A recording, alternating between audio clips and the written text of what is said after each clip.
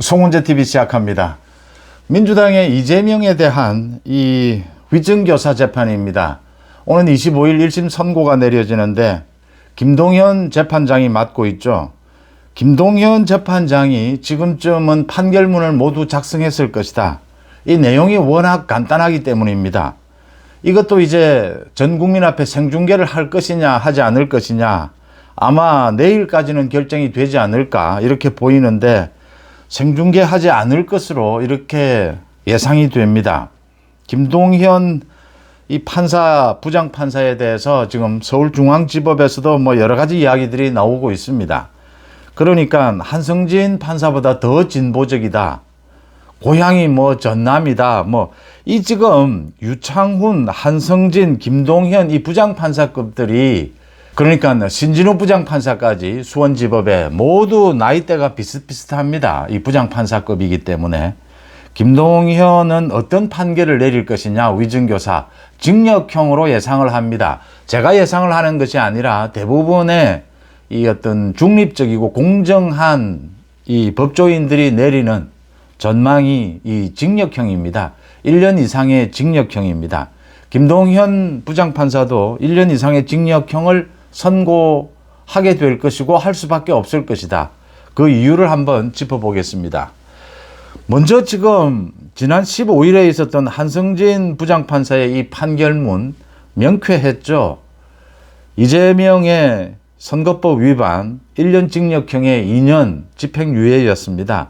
이걸 놓고 민주당의 지도부, 이재명 측근들이죠, 뭐 분노와 충격 뭐 이렇게 이야기를 합니다. 이재명은 뭐 신의 사제다, 이재명을 아버지다라고 하더니만 이재명을 지켜야 한다, 지금 사법부를 공격하고 있습니다. 미친 판결이다, 뭐 이런 이야기들입니다. 1심 판결이 나왔는데도 이재명 그대로 밀고 나가겠다, 또 장외 집회도 지금 23일 뭐 26일 이렇게 쭉 잡아놓고 있습니다. 계속 실패하는데도 계속 가겠다, 이런 이야기들입니다. 그런데 대부분의 민주당 내에서도 대부분의 현역 국회의원들은 헐리우드 액션을 하고 있다. 지금 이재명과 이재명 측근들이 충격이 아니다, 굉장히 상식적인 판결이었다, 예측할 수 있었던 판결이었다. 지금 이재명 이후 이제 강성 지지층이 개딸인데 이 개딸이 소딸로 될지 뭐 개딸이 말딸로 될지는 모르겠지만, 누가 포스트 이재명을 맡게 될지는 모르겠지만, 지금으로서는 이재명 측근이 이재명 뒤를 이을 가능성이 매우 높다. 이 지금 자기들의 정치적인 목숨이 걸린 겁니다. 생명이 걸린 겁니다. 그러니까 이렇게 헐리우드 액션, 이 과장된 행동을 하고 있다. 대부분은 이 뒤집어져야 한다. 이재명은 끝장을 내야 한다. 이제 당대표에서 물러나야 한다. 그런데 지금 과잉 행동을 하면서 굉장히 무슨 대단히 놀라운 판결이 나온 것처럼 상식적이었다라고 하는 것입니다. 한성진 이 부장판사의 판결문은 너무 상식적이어서 뛰어난 것이었다. 국민들의 박수를 받는 것이었다. 신진우 부장판사가 그 대북송금 판결문도 마찬가지입니다. 재판 진행도 모든 국민들이 생각하는 그 상식의 눈높이에 맞는 것이었습니다. 법은 국민들의 상식 중에서 중요한 것만 모아놓은 것이죠. 그건 당연한 것이지 않습니까? 국민들의 일반적인 상식을 벗어나는 판결은 그 판결을 왜 합니까? 당연한 것이지 않습니까? 대한민국의 사법부, 대한민국의 법원, 대한민국의 판사이지 않습니까? 그 다음 김동현 재판부도 지금 생중계를 하자 아마 거부할 것으로 보입니다. 이 한성진 부장판사 재판부도 이 생중계에는 거부를 했습니다. 또 재판을 진행을 하면서도 마스크를 쓰고 모두 이름도 가리고 이렇게 했습니다. 김동현 판사도 아마 이 생중계는 허용하지 않을 것으로 보입니다. 이 한성진이 이야기한 그 논리입니다. 이 사익과 공익 중에서 이 뭐 이재명은 아직도 대통령은 아니지 않느냐, 이 국정에 관계되는 것은 아니지 않느냐. 맞습니다. 이 뭐 잡범입니다. 잡범. 야당 대표이긴 하지만 그렇지만 생중계하는 것도 국민들 앞에서 정말 사법부의 신뢰를 높이는, 또 이재명이 뭘 잘못했는지를 정말 생생하게 국민들에게 전달할 수 있는 것이다. 오히려 지금 민주당이 한동훈 대표의 지적처럼 민주당이 저 재판부를 협박하고 있는 것은 저 자체가 지금 가중처벌 요인이다. 지금도 계속 이재명은 범법을 하고 있는 셈입니다. 그래서 제가 이재명의 이 사법방해 가짜뉴스를 말씀을 드릴 때 이렇게 비유를 했습니다. 이건 연쇄살인범과 같다. 연쇄살인범은 왜, 이건 누구랄 것도 없이 보는 사람이 먼저 잡아야 합니다. 먼저 체포를 해야 됩니다. 이거 지금 잘잘못을 따지기 전에 무조건 잡아 넣어야 합니다. 그게 가장 우선입니다. 왜 그래야 합니까? 놔두면 연쇄살인을 계속 저지릅니다. 계속 사람을 죽입니다. 지금 이재명이 그렇습니다. 가짜뉴스를 계속 퍼뜨립니다. 사법방해를 계속 저지르고 있습니다. 오늘도, 지금 이 시간에도. 사법부를 겁박하는 것, 협박하는 것, 자기가 무죄라고 주장하는 것, 전부 가짜뉴스고 사법방해입니다. 현행범입니다. 현행범. 국회에 체포동의안도 필요 없는 현행범입니다. 물론 법적으로 논란은 일겠지만 비유하자면 그렇다라고 하는 말씀입니다. 생중계하는 것을 한번 신중하게 검토해 볼 필요가 있다라고 하는 것이고요. 위정교사에서, 일반인은 위정교사에서 1심 판결이 내려지면 거의 100% 구속입니다. 사법방해이기 때문입니다. 이재명 이 법정 구속할 수 있느냐? 국회 체포동의안이 필요 없느냐? 이재명에 대해서 오늘 이 법인카드를 가지고 기소를 했습니다. 이게 정식으로는 6번째 기소고, 대장동과 백현동 재판이 합해지는 바람에 5번째 기소, 5번째 재판 이렇게 해도 크게 틀리지는 않습니다. 법인카드 부분, 이재명을 결국은 검찰이 피의자인데도 소환하지 않고 바로 불구속 기소를 한 겁니다. 경찰이 무혐의 처분을 한 것을 문재인 정권 때 오늘 전격적으로 기소를 한 겁니다. 저는 이것도 소환을 했어야 한다고 봅니다. 국회에 체포동의안을 한번 넘겨볼 필요가 있었습니다. 지금 민주당은 제가 생각하기에는 7, 80% 정도의 현역 의원들이 이재명은 끝났다라고 생각하고 있습니다. 예견된 판결이었다라고 여기고 있습니다. 다른 것도 아니고 선거법 위반해서 징역형입니다. 이건 끝난 겁니다. 민주당 지금 434억 원 돈 없다라고 하고 있는데, 우상호가 돈이 없다라고 하는데 돈 1,000억 원 있는 거 다 알고 있습니다. 체포동의안 한번 국회에 넘겨볼 필요가 있었고요. 이게 지금 주진우 의원이 계속해서 문제제기를 해오다가 한동훈 대표도 날카롭게 한번 공론화를 시킨 겁니다. 이재명의 이 위정교사는 지난해 9월에 국회 체포동의안을 할 때 그때 3가지였습니다. 백현동, 대북송금, 위정교사. 이 3가지로 체포동의안 표결을 했습니다. 가결이 됐죠. 그런데 유창훈 부장판사에 의해서 구속영장이 기각됐습니다. 국회에서 결정한 것이니까 위정교사 이 부분은 이번에 1심 판결을 하면서 국회 체포동의안이 필요 없다. 바로 법정 구속시킬 수 있다라는 지적을 했습니다. 물론 법적으로 논란이 일 수밖에 없습니다. 찬반 나뉘게 될 겁니다. 그러니까 같은 국회 안에서는, 21대 국회 안에서는 지난해에 그 용인시장을 지냈던 국회의원이었는데 7년 징역형을 받고 지금 감옥에 있습니다. 정찬민이었죠. 이 정찬민의 경우에는 국회에서 체포동의안이 가결이 돼서 구속이 되었다가 또 이제 보석이 됐는데 1심 판결에 따라서 다시 구속이 되는, 그때는 체포동의안이 필요 없었다. 이번에는 이제 22대 국회로 바뀌었습니다. 정찬민의 경우도 있으니까 이거 국회에서 결정한 거니까 21대, 22대 이렇게 바뀌긴 했지만 대한민국 국회에서 결정한 거니까 일관성이 있다. 그래서 체포동의안이 필요하냐 필요 없느냐 이 논란이 일 수밖에 없습니다. 이건 아마 체포동의안이 필요한 쪽으로 이 결론이 나게 될 겁니다. 그러니까 이 문제 제기가, 한동훈 대표의 이 문제 제기가 굉장히 날카로웠다라고 하는 것입니다. 민주당은 여기에 대해서 대응을 못 합니다. 공식적인 대응을 안 합니다. 왜냐하면 대응을 하면 할수록 이재명의 위정교사 재판이 불리해지기 때문입니다. 그 문제 제기를 통해서 한동훈과 주진우가 문제 얘기하고자 하는 것은 이건 법정 구속 사유다. 그리고 굳이 국회 체포동의안도 필요 없을지도 모른다. 한동훈, 주진우도 뭐 법 전문가입니다. 모를 리가 없습니다. 이게 논란이 일 수 있다. 정찬민의 경우와 이재명의 경우는 좀 경우가 다릅니다. 정찬민은 그러니까 이 체포동의안을 하고 구속이 됐습니다. 결정이 된 거죠. 그리고 국회도 같은 국회였습니다. 21대 국회. 국회가 바뀌었습니다. 22대로. 거기에다가 이재명은 체포동의안이 통과되고 난 다음에 구속이 기각이 됐습니다. 한번 이렇게 일단락이 되었다는 것이죠. 그래서 이게 재판부에서 체포동의안 필요 없이 구속영장, 이 법정 구속을 시도할 수도 있습니다. 이 논란은 있는 겁니다. 이제 그 부분이 선명해져야 하고, 체포동의안을 보내려면, 법정 구속시키려면 이 선고를 하기 전에 국회에 체포동의안을 보내야 합니다. 이제 이런 것도 재판부로서는 부담일 겁니다.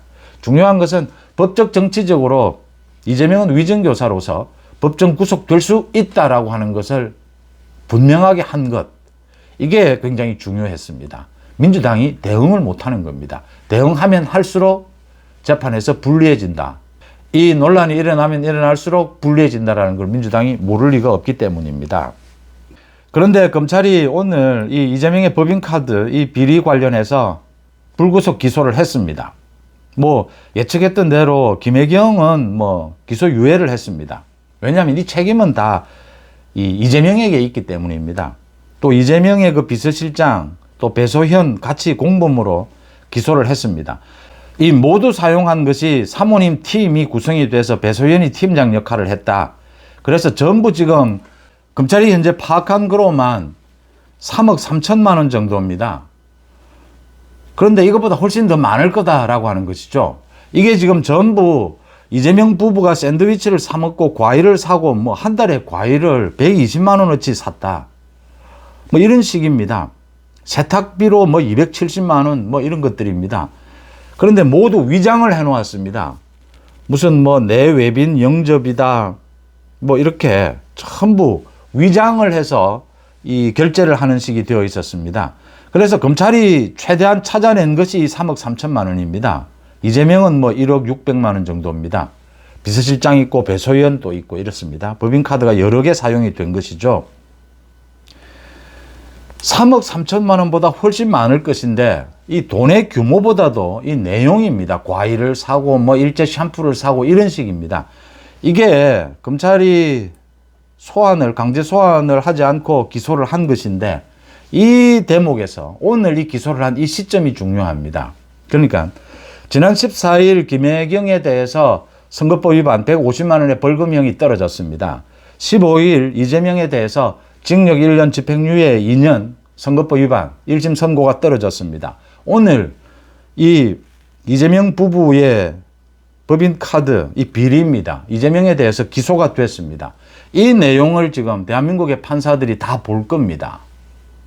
이건 이 죄의 뭐 중형 여부를 떠나서 정말 파렴치한 행동이거든요. 이재명이 저지른 많은 비리들 중에서 가장 부끄러운 짓을 한 겁니다.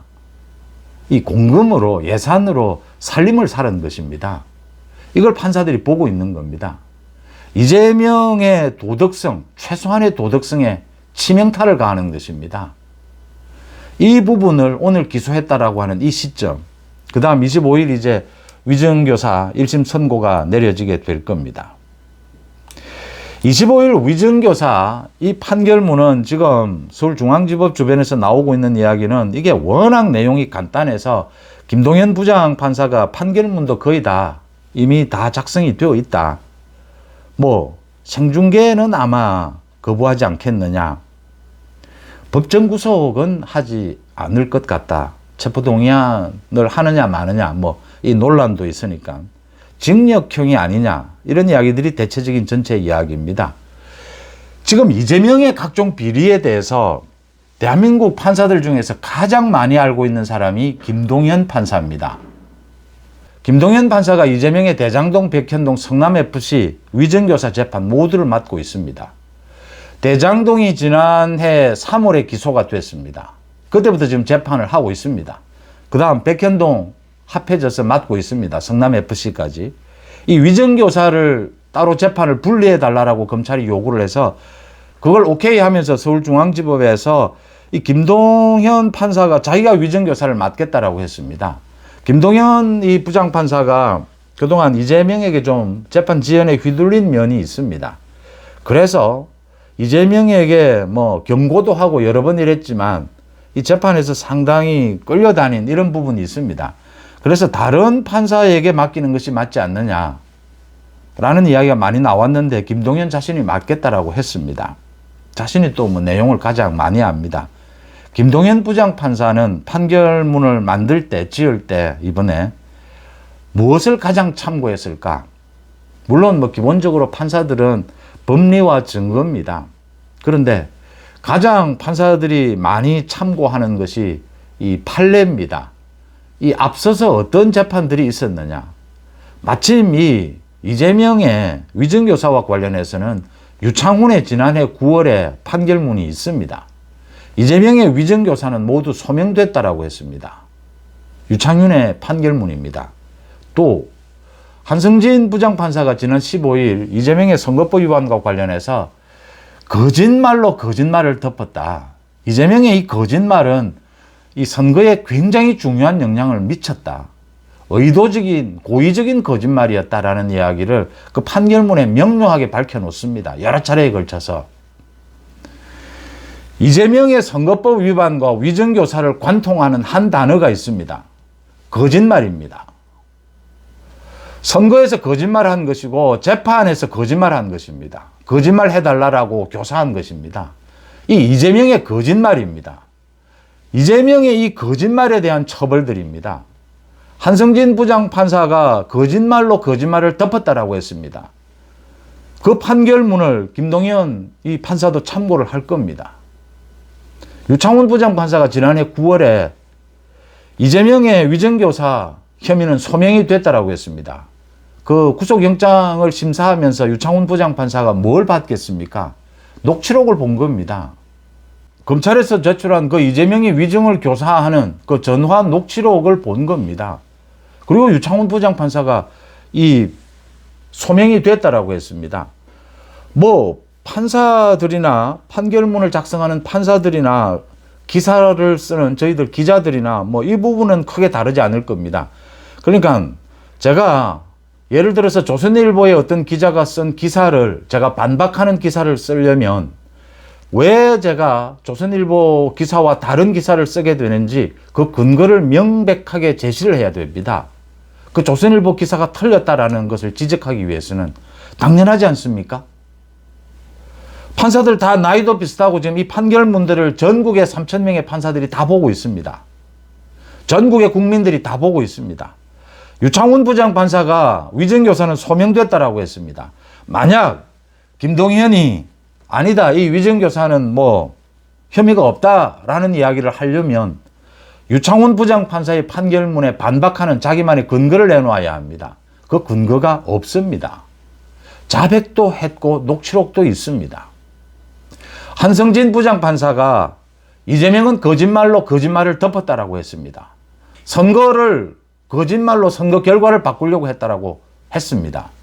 이 거짓말에 대해서 김동현 판사가 만약에 이재명이 혐의가 없다라는 것을 하려면 이재명은 거짓말을 하지 않았다라는 걸 입증해야 합니다. 이재명은 오늘도 거짓말을 하고 있습니다. 오늘도 재판부를 협박하고 있습니다. 거듭 말씀드리지만 저건 연쇄 살인범과 같습니다. 사법방해와 가짜뉴스는 연쇄 살인범처럼 놔두면 지금도 범죄를 저지르고 있습니다. 저게 현행범 아닙니까? 현행범은 체포 동의안이고 뭐고 아무 필요 없습니다. 바로 잡아 넣을 수 있습니다.